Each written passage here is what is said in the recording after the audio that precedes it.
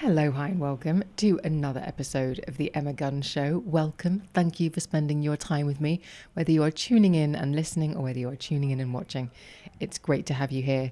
So this episode is going up a lot later than it should. I have been rebellious / trying to loosen my grip on a schedule that I've set in place. And I know that there is some expectation for shows always to go live on a Monday, but I wanted to go away, so I did, and I just thought, well, I could create a huge amount of work for myself before I go away, or I could just kind of screw up the schedule for 1 week and publish a little bit later, and so that's what I'm doing. And I hope you don't mind, but I decided to go away. In fact, I say I decided to go away. This trip was booked back in April.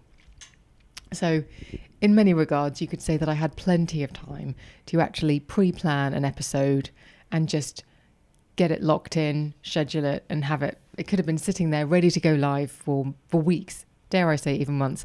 But I didn't do that because we're sort of doing this kind of in real time live action. This is what's going on at the moment. It does mean that because I went away for a couple of nights, and I went away at the beginning of the week rather than over the weekend, that I didn't do the check-in that I normally do on a Monday now that I'm doing this weight loss challenge, weight loss effort, because I wasn't here, didn't really feel like it. And there's some more to say about that, but we'll come on to that in a second. So I will give you, my devoted and beloved podcast listeners, a little bit of an update. So this is what we're coming on to. As you know, I joined a gym, and if I could go back in time, I wouldn't join a gym and significantly increase the load that I am pushing and pulling in my strength training at a time when I am in my luteal phase. Because I think that my expected and entirely predictable and entirely normal increase in appetite towards the end of my cycle was, oh my God, it was amplified. It was amplified so damn hard last week. And I actually had a bit of a panic text to Emma Story Gordon saying, my appetite has gone absolutely crazy. Is this normal? We had a very rational, reasonable kind of bringing me back down to earth conversation about that.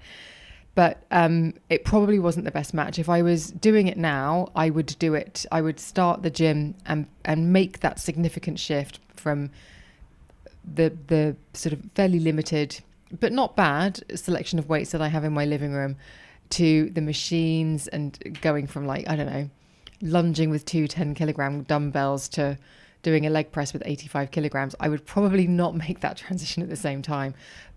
I would do it now, because right now I'm not particularly hungry. I've actually just had dinner, and I had to think about, I didn't really fancy anything that big. I wasn't really that hungry, but I had to think very consciously about, but I do want to feed myself and nourish myself because I have leg day tomorrow. So I was really conscious to put together what in the end is quite a boring meal, because it was just 200 grams of lean turkey and 200 grams of steamed broccoli, which sounds quite dull, but actually it's one of my favorites. I just find it really easy to eat anyway. So I would do it now. I would make that shift now when I am not going to be governed by hormonal hunger, which can sometimes rage out of control, and it definitely did last week. And so in the preempting sort of going away, I didn't feel that great going away. I thought, oh God, I feel really bloated. And sure enough, in the week that I joined the gym and did 4 strength training sessions, 2 legs, 2 upper body, I gained 3 pounds. But at the same time, I absolutely knew that that wasn't because I had actually gone over my calories by a huge amount. Yeah, I had definitely nibbled and I'd definitely gone over, but not by enough to make that kind of difference. So I put it down to what we know would be the case: the inflammation, the what was going on in my body, because I was suddenly lifting, pushing, pulling much heavier weights, retaining water, all of those sorts of things. So I actually kind of laughed when I got on the scale, and I was like, oh yeah, you've gone from losing 7, sort of going between losing 7 and 8 pounds in this 10-pound challenge, so close, to literally losing 4. What an absolute, but I just laughed because I knew it wasn't real. And sure enough, I came back from my trip away, got on the scales, this morning and I had lost 2 pounds. So what does that tell you? Don't take the scale seriously. And in fact, the fact that the scales go up and down is probably the only certain thing in all of this. So to get in any way affected or impacted by them, by that fluctuation, is kind of daft. It's kind of like that's actually a constant. The fact that with no real explanation, even when you're making all of this effort, even when you're in a calorie deficit, even when you're training, the one constant is that the scales aren't always going to reflect your effort on the day that you want it to. But as long as the downward trend, as long as the trend is going in the direction you want, if you want to gain and it's trending up, fabulous. If you want to lose and it's trending down, great. And that's the situation that we're in. So I wasn't too fussed about it, but at the same time I found it quite funny that that it was such a significant shift, and what had been what had felt quite steady. I'd taken those couple of weeks to be quite relaxed. I had then come back, and actually, in fairness, I came back thinking, what are you doing? You know that you're going away at the weekend, so this is going to be foolish. But actually, that's life. So I don't care, and the trend is still going down. And I feel really galvanized, and my motivation feels renewed. But that, again, a part of that is about going away. And like many a London media type, I went to the Cotswolds, and I am now thinking, could I live there? And let's face it, lots of people think that, but I genuinely am thinking, could I live there? That could be absolutely stupendously wonderful. But I think we know that that isn't going to happen. But that's not to say that I didn't look in various estate agent windows and think, that's a bit of a doer-upper. Could I live in that place? But what taking a couple of days off did make me think about was how important it is to get a change of scenery. A change is as good as a rest, and I don't think that anything is as true as that, to be completely honest with you. And once I got away and once kind of checked into the hotel and went for a walk around, I started to feel these real surges of emotions and kept thinking, I think I'm going to cry. And I've had this before on holiday where I've sort of gone away, there's been that forcible sort of severing from like regular everyday life. And my body hasn't necessarily known what to do with that. The fact that, I can't go to the computer at the moment. I can't do that thing, even if I'm needed to. And so it sort of bubbles up in this sort of feeling of, I feel like I want to cry, but I'm not upset. What's going on here? And so that's when you just order a cocktail, sit at the bar, relax your jaw and drop your shoulders. And it was really, really lovely to get away. And it has made me think that it is so important. It's the thing that people talk about, and then life just gets in the way. But the idea of just 2 nights away doesn't take much, does it? So I want to try and do that every couple of months at least. You don't have to go far. I went to the Cotswolds. It's not even an hour and a half from London on the train. So what's to really sort of make a big issue out of it about? So anyway, that was something that I was thinking about. And I wanted to give a shout out to where I stayed, whilst at the same time not wanting it to become the sort of place that becomes so busy that I can never get a reservation again. But I went to stay at the Bull in Charlbury, and I'd seen a few people talking about it. I was convinced that my friend Bryony Blake had actually been there, but when I asked her about it, she said she'd gone to a different Bull. So obviously I wasn't paying attention, but I'm pretty sure that Victoria McGrath had done a vlog on it maybe a year ago, and it just looked like a really charming old school pub. And that's exactly what it is. It's a charming old school, sort of very small nooks and crannies, candlelight everywhere. And it's got some rooms, got a little cottage as well. But it has the most fantastic restaurant. I cannot even explain to you how good the food was at this place. But from the second I arrived to the second I left, the service was just utterly fantastic. And there's just, I will write a Substack about it actually, because I just feel like just wanging on about it was so fantastic. And Jennifer met us and she was really nice and she was really good. And then there was Fee, and then there was Dominic, and then there was Beaumont, and then there was Ed, and then there was just all of these wonderful people who we were only there for 48 hours. And yet we felt so welcome. We felt very much like we were, it's not just that you're staying there, you feel like you're guests in their home, and you feel it's very familiar and it's very lovely and it's very relaxed. But like I say, the food, oh my gosh, it was just so good. And it is sort of smack bang in the tiniest, most idyllic, sweet village. You sort of go to the shop round the corner and get a coffee, and they were really lovely in there and very chatty. And we went up to the post office and having a chat with the people in there. And there's some lovely, real old school pubs. There's some nice walks, not long walks, but just nice little walks. And we were actually, as we discovered, I've talked about Clarkson's Farm and the Farmer's Dog, which is Jeremy Clarkson's pub. And we realised we were only about 10 miles away from it. So we thought, well, we must go. We ended up getting a taxi. Pete, our taxi driver, best taxi driver ever, because he gave us a tour. He gave us so much potted history. He'd lived in the area for, nearly 50 years.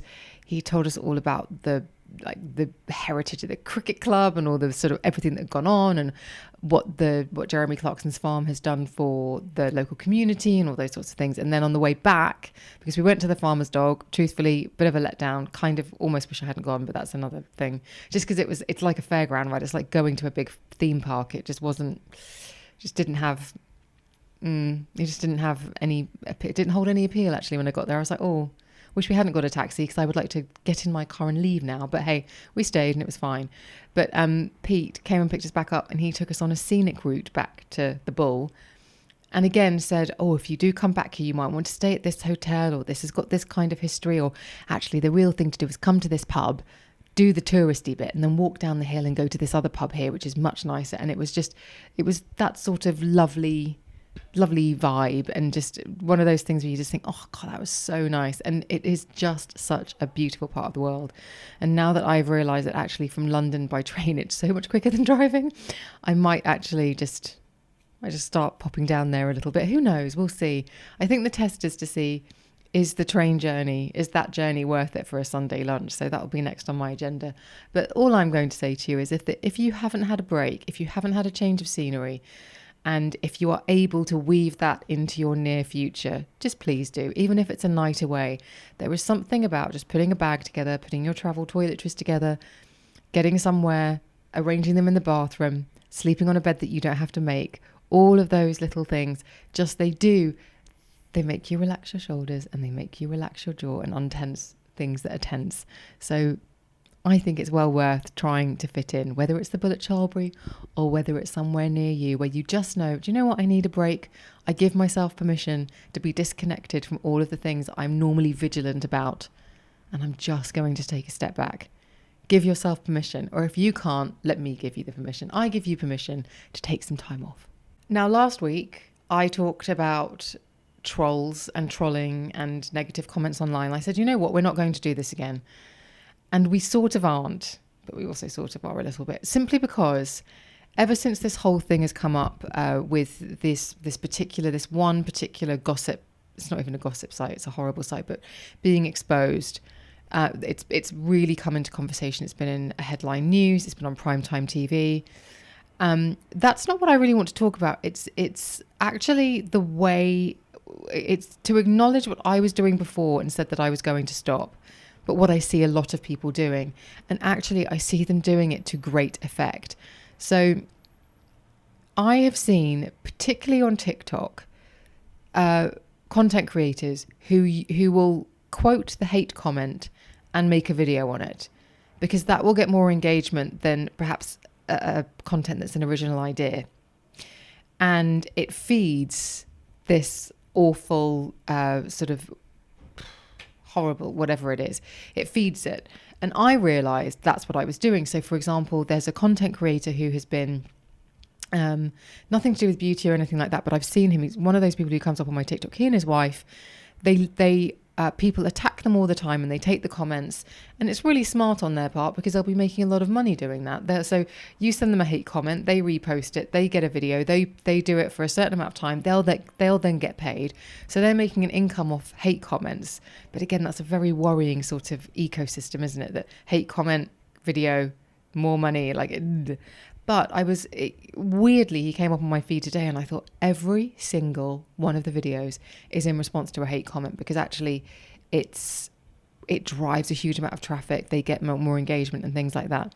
And so last week when I said we're not going to do that again, it was because I acknowledged, not that I was trying to avoid engagement and generating interaction, because obviously that's how I make a living too, but just that I don't want to feed that sort of, I don't want to it's the sort of the snake eating its own tail, isn't it? I just didn't want to participate in that in any way, shape or form. But the reason I wanted to mention it is because I had a very interesting message yesterday from somebody that wasn't a hate comment as such, but it was essentially assuming I would have queried somebody in the public eye who I know, that I would have queried their recent weight loss because of what I'm doing.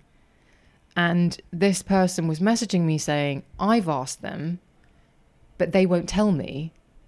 And so I'm guessing you've asked them because you see them. And surely because you say that you're losing weight without Ozempic, you must be curious about how they've changed their body. Now, truthfully, I hadn't even really noticed. And when I do see this person is a really lovely friend of mine, and we've known each other for 10 years. And so when we see each other, we don't talk about those sorts of things. Like we talk about how are you, how are the kids, how are your family, that sort of stuff. But I sort of went back and went, this is a really bizarre question. I don't understand why you would assume I would question a friend on how their body has changed. And basically this long answer came back about, it's deceitful. I've asked, they're not telling. Clearly something's going on. That must be a weight loss drug if they're not saying. But because you stand for this, you should be asking them these things. And I'm just thinking, absolutely not. That doesn't make any sense to me whatsoever. And I read a few of the messages and I tried to sort of say, well, how someone else has lost weight has no impact on me. So why would I waste any kind of mental real estate thinking about that? Or why would I ask them? Why does it matter? Because I'm not going to change what I do.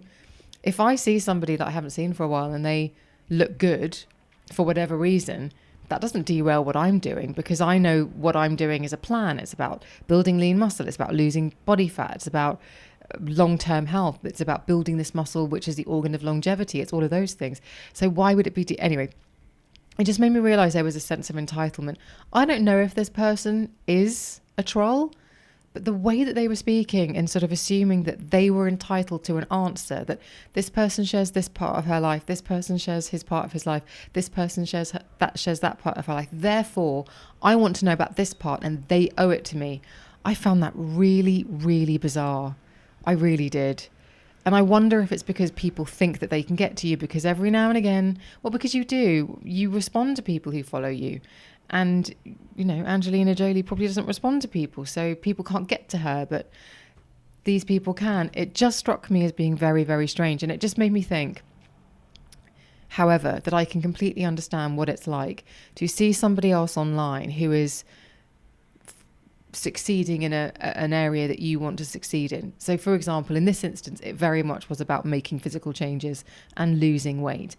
And this person was messaging me to say that they wanted to know what that person was doing because they want to achieve the same thing. They like my content, they like how real it is, but they want to know what that person's doing. And I think that we need to stop doing that. Not just about, I'm not talking about negative comments or anything like that, but I'm just talking about if you are trying to achieve a goal, whether it's weight loss, whether it's to do a course, whether it's to, I don't know, get on the property ladder or whatever it might be, you can sort of learn from other people. But say for example, you wanted to get a qualification in nutrition, which is something I talked about last week. I could go onto pages of people who've got social media accounts who talk about food, who perhaps aren't qualified, and get really cross about that. Or I could tweak my algorithm via my searching to just find qualified nutritionists, dietitians, etc., so that I am hearing from people who have the qualification that I'm aiming to get. And I feel like one bears more fruit than the other. And the same with weight loss. Like, why would you spend so much time saying to somebody who clearly isn't going to tell you how they have lost weight? Why would you keep haranguing them and then harangue their friends to find out what they may or may not have been doing? Why wouldn't you just tweak your algorithm by searching for qualified fitness and weight loss coaches? Perhaps you specialize in your demographic. Why wouldn't you just focus on those people and pick up information from them? Because not only are they willing to share it, but their information is valid, is qualified, is robust.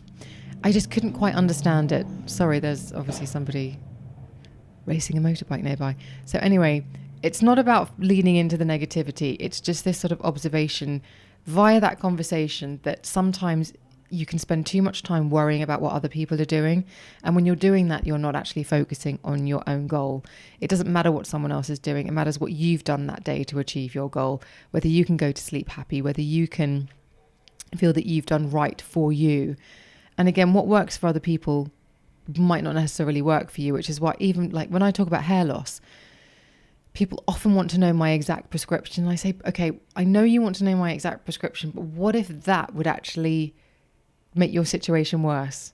Then you wouldn't want to know it. So wouldn't it be better to just have your own personalized consultation with a trichologist and get your prescription? And if they happen to be the same, well, that's sort of a coincidence. But wouldn't you rather have that and be sure about what you're doing than take a punt that mine might work for you? I think in this age of everyone's an expert and everyone's on a podcast talking about their new take on a gazillion health issues, I think it's so bamboozling. And I think we are moving away from, yes, it can be really useful to listen to a podcast about the menopause, or yes, it can be really helpful to listen to a podcast about nutrition or about menopause, hair loss. I would think of all the things that I've talked about over the years. But fundamentally, what those things should do is make you slightly more knowledgeable so that when you go and make the decisions or speak to the experts for your specific needs and wants, you have a little bit more information than you would have done. Not that you use those as a proxy for seeing an expert or consulting someone who can actually really help you. And it was interesting to have that conversation with someone on DM to see how far down that road it does seem to be that we're going, and social media is taking people. It started out as being really helpful because, let's face it, it's an information highway, but it seems as though actually it's getting people stuck down quite a few dead ends. And I'm trying to think, this is just kind of me thinking out loud now, but I'm trying to think, how can you signpost people away from those sorts of dead ends where you're getting the information you need rather than just being stuck in this space where you're getting frustrated about what you're not seeing? Anyway, has anyone listening or watching had any of these sorts of experiences with that kind of information, health information? Have you ever seen somebody online and thought, I'm not getting the full picture here, and it's really bothered me? Let me know in the comments, DM me, Emma, at Emma Guns on Instagram, below the Substack, underneath the video, or you can email me, office@emmaguns.com. I'd be really interested to hear your thoughts on this one. Okay, let's bring this bad boy into land. And I just want to talk about the shift from training in my living room to training at the gym, because I've actually taken to it a little bit more readily than I assumed that I would, if I'm being totally honest. I loved my at-home workout so much that I thought that I would support what I was already doing by maybe popping to the gym once or twice a week. I thought leg workout, upper body workout, fantastic. I now wake up in the morning. It's completely changed my schedule. So I used to wake up, have an espresso, meditate, bimble around for a minute, get myself organized, then do my workout, shower, blah, blah, blah, get to work. Now I get up, have my espresso, meditate, get on the computer, do a load of emails, get a load of tasks done, and then go to the gym. Obviously, these are on days when I'm working from home. I'm self-employed, so my schedule can be fluid in that way, and I'm very lucky in that I can go to the gym when it's not busy. So I tend to get to the gym now for around 10 o'clock. There's barely anyone in there. I do about an hour, 45 minutes to an hour, in, out. And it's so different. It's such a weird thing because I'm not doing exercises quickly as I have been with the YouTube videos. You know, you're trying to do a certain amount of reps, or you're trying to do work within a minute. What I'm trying to do on these machines is use them slowly to tear my muscle fibers so I can really build that muscle. So I think that you get a lot more bang for your buck if you are moving through the movement slowly. There's obviously, you can sometimes do fast eccentric and then slow eccentric, all of those sorts of things. You can change the tempo, but I really like to be slow and methodical so that I'm really putting the muscles, really engaging them and really putting them under that tension so that I'm tearing the muscles, and then I'm feeding myself afterwards with protein to fill those little tears and make my muscles stronger to build my lean muscle mass. And I didn't expect that I would just basically, I haven't done a single YouTube workout since I joined the gym. With all that said, I also feel like a complete newbie and a complete beginner.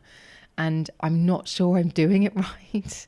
And I know that sounds really bizarre. And I will actually have a wee check-in with Emma about this and just say, because my heart rate doesn't get very high when I'm doing it. Obviously, there's rest. There's like 45 seconds to a minute's rest between the exercises on machines. I'm doing 3 sets, trying to get to 12 reps, and those last few being very, very hard. I am very, very much taxed during the exercise, but sort of, I sort of leave after about 40 minutes and I think, well, I'm not out of breath and I'm not sweating buckets and I'm just sort of walking out of here. This is strange.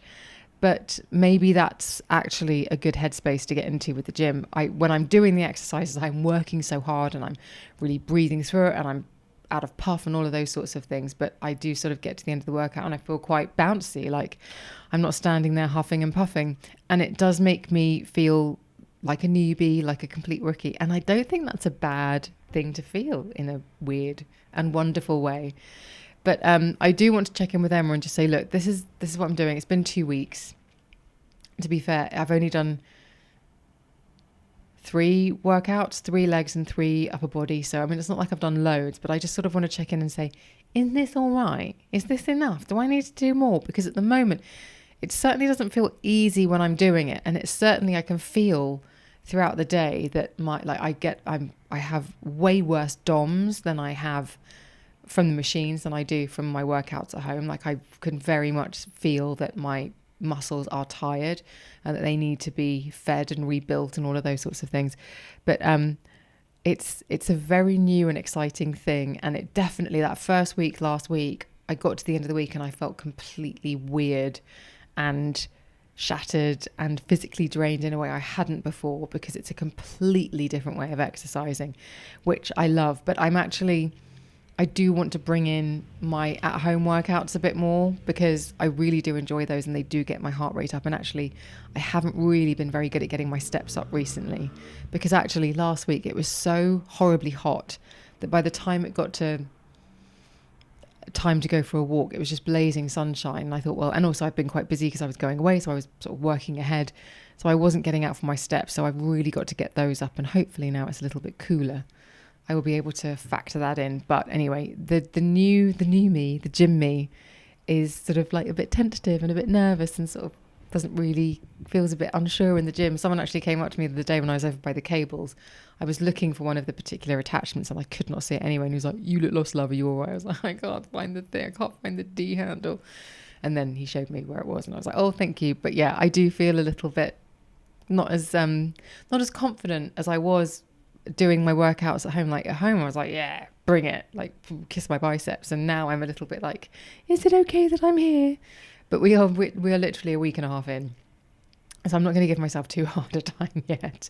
But I just think it's quite interesting how you can go from feeling so competent and confident to being in a new environment and it's all new and it's different and I'm not sure if I'm doing it right, and I really hope that I am doing it right, because I don't want to have gone from one type of training to another type of training and to actually sort of undo all the good work that I've done. So there's a lot to unpack here, but it does feel really nice to be stepping things up, and I don't see how I can't be making progress, even if it's slightly different from using the machines. I will be doing free weights as well, but I just wanted to get comfortable using some machines just because I haven't used them for such a long time. So that's sort of all very new and exciting, and I'll keep you updated. But if you have any questions about gym, I've had a lot of people saying, what are your splits? Are you doing push-pull? How are you breaking things up? And what I might do actually is write a Substack and say, look, this is what I've been doing for the last couple of weeks. I'll probably keep doing it for another 4 and then I'll change things up. So if I write that, I'll put that on my Substack and I will do a little post on my Instagram. I've got this new thing whereby basically it's really handy actually, although apparently it really annoys some people. But if you put up a reel on Instagram or a post, often what happens is people say, where are your glasses from? Or where's your top from? Or where's your lipstick from? Or whatever the thing that you've talked about. And you can end up sending dozens and dozens of emails or DMs or commenting underneath, tagging. And there's essentially an app that helps you automate it. So I can now say, as I did this afternoon, hey, if you want to know more about protein, this is a podcast I listened to that absolutely made me understand why I need to prioritize it.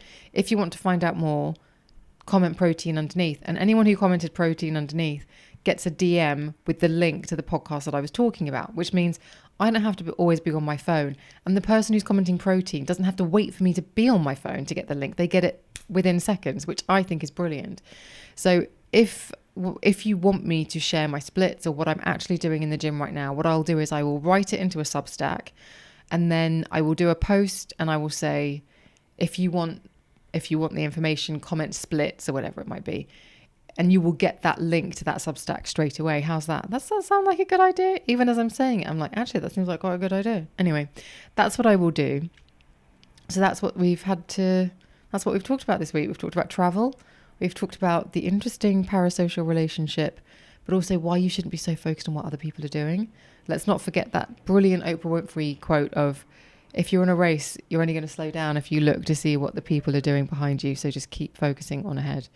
I'm paraphrasing. She said it much better than I did. And also training, which I'll be bringing a little bit more into this podcast and also hopefully on Instagram as well. But I will do that Substack if that's what you want. So definitely let me know by commenting underneath this video, by DMing me on Instagram where I'm at Emma Guns, by emailing office@emmaguns.com, or if you are engaging with this on Substack, please do comment underneath the post and let me know that you want it to. Anyway, thank you so much for listening. Thank you so much for spending this time with me. Thank you for your patience and for not giving me a hard time about publishing this podcast days later than you're used to receiving it. But I went away. I had fun. What did I do? Oh, I just had fun in the Cotswolds. It was lovely. Weather was great. It was just beautiful, lovely, old pub, gorgeous food, gorgeous location, little adventures here and there.